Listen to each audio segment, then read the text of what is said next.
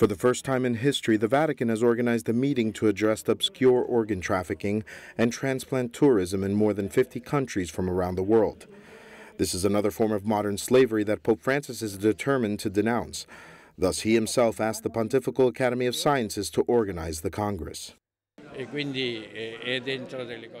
is part of what the Pope has asked for, and fortunately, the Academy is a doctor very interested in the subject.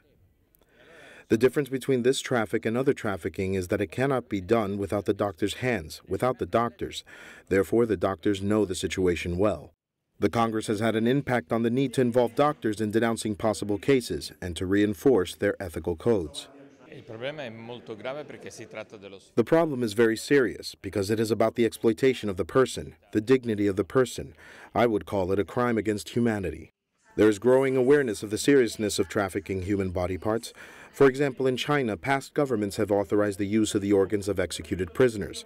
Fortunately, it is a practice that is no longer performed, and its ban was applauded by the Vatican. In fact, one of the leaders of the Chinese government in the matter, Jiefu Huang, attended this meeting.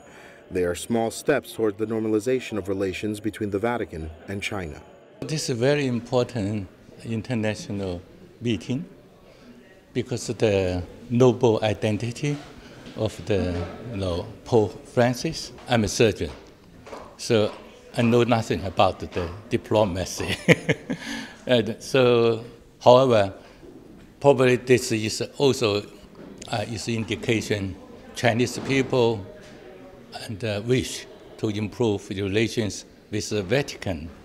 The data speaks for itself. A Pakistani can sell a kidney for $2,000, and that same kidney will cost $80,000 in the United States. The biggest victims of this sinister business are the marginalized. One gets an organ in 2 months, another takes 8 years, and the difference between 2 months and 8 years is called money, to the extent that the organs become a commodity within a system, as Pope Francis calls, of unbridled consumerism. What we are going to have is a vulnerable population. Donors and recipients are victims. Tourists traveling to other countries to obtain organs do not have health insurance guaranteed, and 7 out of 10 develop serious infections. According to the World Transplant Register in 2015, 119,873 organs were transplanted worldwide. The World Health Organization estimates that each year, 10,000 of these transplants are performed illegally.